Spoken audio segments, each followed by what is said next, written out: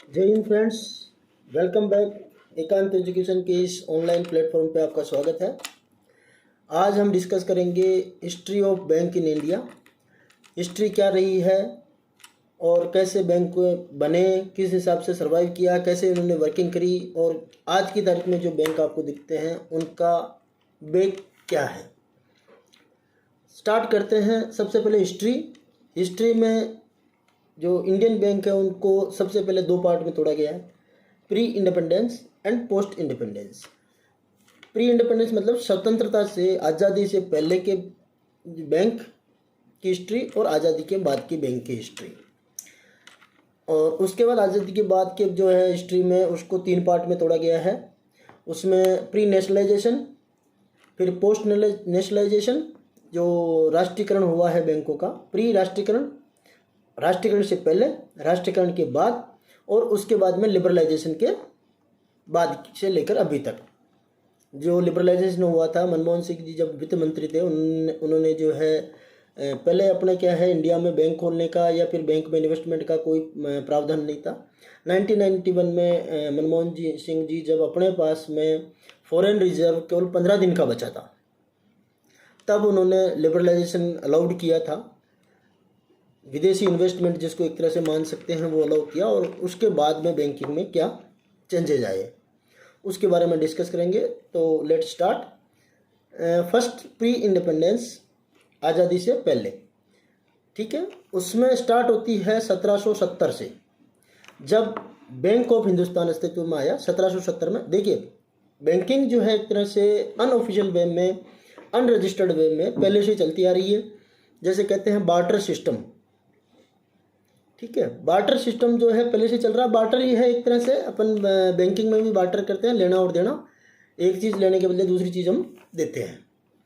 तो barter system पहले से चल रहा था, लेकिन एक रजिस्टर्ड वे में देखा जाए तो आज़ादी से पहले सबसे पहला जो बैंक आया था वो था बैंक ऑफ हिंदुस्तान। 1770 में इसने रजिस्ट्रेशन करवाया और 1832 की तक ये चला। उसके बाद में ये फेल हो गया, एक तरह से मान सकते हैं। उसके बाद में सेकंड बैंक आता है 1786, जो the general bank of India था, और ये भी 1791 तक आता है, फेल हो गया। उसके बाद में नेक्स्ट आता है ईस्ट इंडिया कंपनी द्वारा एस्टेब्लिश्ड तीन बैंक है। एक है bank of Bengal, bank of Bombay और बैंक ऑफ मद्रास। मद्रास यानी वो चेन्नई, जो पुराने टाइम में जिसको मद्रास कहा जाता है। बैंक ऑफ बंगाल 1809 में आया, फिर बैंक ऑफ बॉम्बे 1840 में आया, फिर बैंक ऑफ मद्रास 1843 में आया।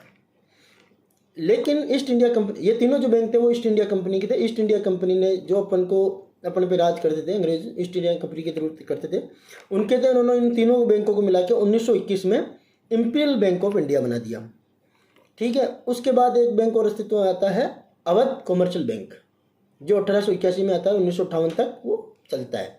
उसके बाद वो भी फेल हो जाता है। तो फर्स्ट बैंक था बैंक ऑफ हिंदुस्तान 1770, ये रजिस्टर्ड होते हैं। उसके बाद में ये सारे लगभग फेल हो चुके होते हैं। उसके बाद में एक बैंक और रजिस्टर्ड होता है 1865 में, इलाहाबाद बैंक 1865, जिसको पहला बैंक माना जाता है जो आज तक वर्किंग में था। लेकिन 2020 के बाद में मर्जर के बाद में इलाहाबाद बैंक जो है वो इंडियन बैंक में मर्ज हो गया। उसके बाद उसका भी खत्म हो गया। सेकेंड फिर था 1894 में पंजाब नेशनल बैंक। वैसे अगर आपसे क्वेश्चन पूछा जाए कि फर्स्ट बैंक जो आज तक भी वर्किंग में है वो कौन सा है, पहले इलाहाबाद बैंक था, अब पीएनबी रह गया है, पंजाब नेशनल बैंक 1894 में, ठीक है। उसके बाद बैंक ऑफ इंडिया रजिस्टर्ड होता है 1906 में, केनरा बैंक भी 1906 में, उसके बाद बैंक ऑफ इंडिया 1908 में, सेंट्रल बैंक ऑफ इंडिया 1911 में। ऐसे करके ये सारे बैंक जो है प्री इंडिपेंडेंस रजिस्टर्ड होते हैं। उसके बाद अपन चलते हैं सेकंड हिस्ट्री में, पोस्ट इंडिपेंडेंस 1947 के बाद, आज़ादी के बाद। तो उसका पहला पार्ट आता है प्री नेशनलाइजेशन, मतलब 1947 से 1969 तक, जब फर्स्ट 14 बैंकों का नेशनलाइजेशन हुआ था वहाँ तक की।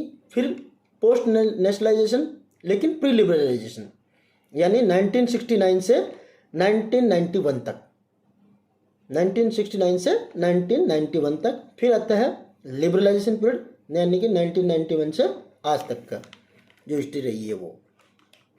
चलिए स्टार्ट करते हैं पोस्ट इंडिपेंडेंस वाले पार्ट में प्री नेशनलाइजेशन 1947 से 1969 तक, मतलब 1969 मतलब 1969 तक, जब तक कि 14 बैंकों का नेशनलाइजेशन भारत सरकार ने नहीं किया था तब तक क्या रहा। स्टार्ट करते हैं। देखिए सबसे पहले इसमें जो हुआ वो ये था कि आरबीआई भी पहले प्राइवेट था एक तरह से। तो सबसे पहले तो नेशनलाइजेशन हुआ था 1949 में रिजर्व बैंक ऑफ इंडिया का।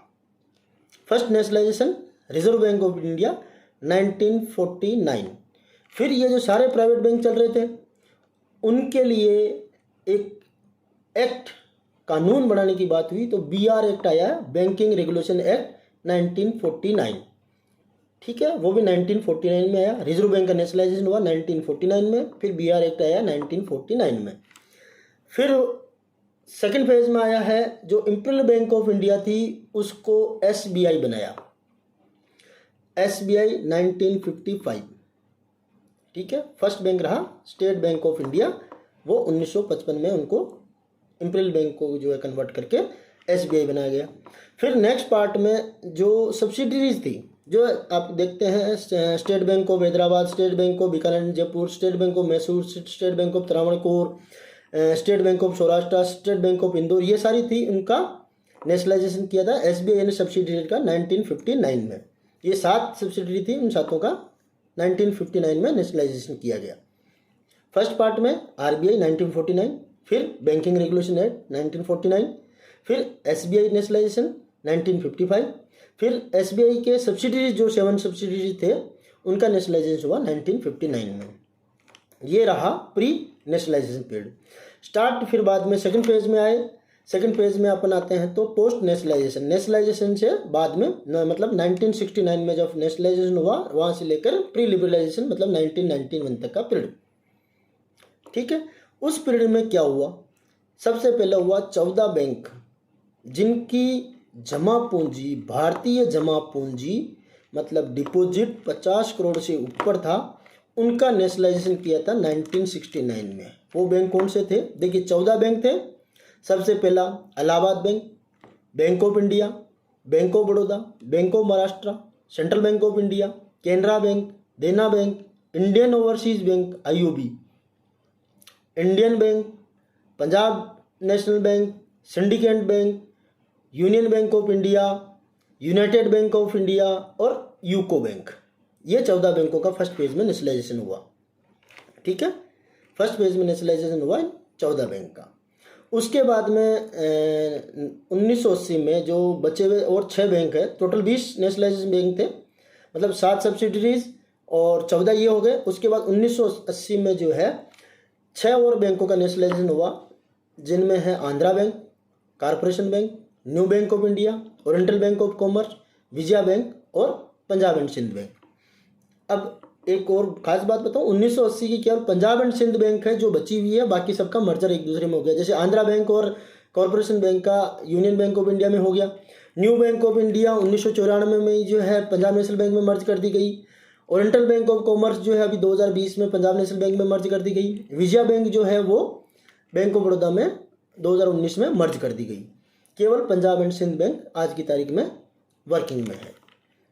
2025 में अपन अभी बैठे हैं तो आज की तारीख में ये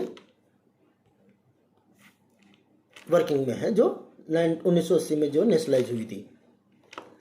ठीक है, फिर है लिबरलाइजेशन पीरियड, मतलब 1991 के से लेकर आज तक। लिबरलाइजेशन में क्या गया, प्राइवेट बैंक को अलाउ किया गया और 10 के आसपास जो है प्राइवेट बैंक को गवर्नमेंट ने जो है अप्रूव किया था 1991 के बाद में, जिनमें से थी global trust bank of India, ICICI bank, axis bank, HDFC bank, times bank of India और डेवलपमेंट सर्विसेज बैंक।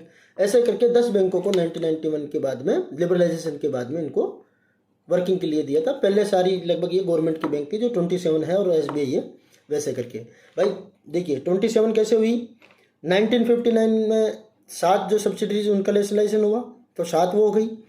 फिर 14 1969 में नेशनलाइज हुई, फिर 6 1980 में नेशनलाइज हुई। ये टोटल इनका रहा है, टोटल 27 बैंक्स का। ठीक है, अब चलते हैं। नेशनलाइजेशन के बाद में हो गया, लिबरलाइजेशन हो गया। अब जो 27 में से आज की तारीख में 12 ही बैंक बचे हैं, बाकी सबको एक दूसरे में मर्ज कर दिया। मर्जर का क्या रहा, सबसे पहले स्टार्ट होता है, देखिए पुराने जो मर्जर थे 1994 में न्यू बैंक ऑफ इंडिया का जो मर्ज हुआ था पंजाब नेशनल बैंक में, उसके बाद में स्टेट बैंक ऑफ सौराष्ट्र का मर्जर हुआ था 13 अगस्त 2008 को एसबीआई में। 13 अगस्त 2008 को स्टेट बैंक ऑफ सौराष्ट्र का मर्जर होता है एसबीआई में। उसके सेकंड कड़ी में चलते हैं, स्टेट बैंक ऑफ इंदौर का 27 अगस्त 2010 को एसबीआई में मर्जर हो जाता है। उसके बाद में जो 5 और बैंक बची थी, और इंक्लूडिंग एक बैंक भारतीय महिला बैंक जो 19 नवंबर 2013 को जिसका इनॉग्रेशन किया था मनमोहन सिंह जी ने, उसको 1 अप्रैल 2017 से एसबीआई में मर्ज कर दिया था। उसमें एसबीआई की 5 जो बची हुई थी, 7 2 तो पहले हो गई, 7 टोटल थी, 2 पहले हो गई। स्टेट बैंक सौराष्ट्र 13 अगस्त 2008, उसके बाद स्टेट बैंक ऑफ इंदौर 27 अगस्त 2010, उसके बाद 1 अप्रैल 2017 से 5 बची हुई थी जो state bank Patiala, Hyderabad, Bikaner and Jaipur, Mysore और त्रावणकोर। ये जो 5 बची हुई थी, state bank of Patiala, state bank of Hyderabad, state bank of Bikaner and Jaipur और state bank of Mysore and state bank of Travancore, 5 ये। और छठी भारतीय महिला बैंक बीएमबी जो 19 नवंबर 2013 को एस्टेब्लिश हुई थी, उसका मर्जर भी एसबीआई में 1 अप्रैल 2017 से कर दिया गया। ये मर्ज होके एक एंटिटी बन गई, ठीक है। फिर सेकंड पेज में फिर आता है देना बैंक और विजया बैंक का मर्जर किया जाता है बैंक ऑफ बड़ौदा में, अमलगमेशन जिसको कह सकते हैं आप। उसका देना और विजया का 1 अप्रैल 2019 से बैंक ऑफ बड़ौदा में कर दिया जाता है। इसी कड़ी में सेकंड फेज में जो है ओरिएंटल बैंक और United bank of India, united bank of India का मर्जर जो है पीएनबी में, और सिंडिकेट बैंक का मर्जर कैनरा बैंक में। इलाहाबाद बैंक और क्या कहते हैं जी, ये कॉरपोरेशन बैंक है, इनका merger United bank of India में, यूनियन बैंक ऑफ इंडिया में। इलाहाबाद बैंक और कॉरपोरेशन बैंक का यूनियन बैंक ऑफ इंडिया में, Allahabad bank, Andhra bank, Andhra bank है। आंध्रा बैंक का और कॉरपोरेशन बैंक का merger union bank of India में, और इलाहाबाद बैंक का जो मर्जर होता है वो होता है इंडियन बैंक में। इलाहाबाद बैंक का मर्जर इंडियन बैंक में 1 अप्रैल 2020 से ये भी इफेक्टिव हो जाता है। मतलब कि ये जो 10 बैंक था, 10 बैंकों को मिला के 4 बैंक बना देते हैं।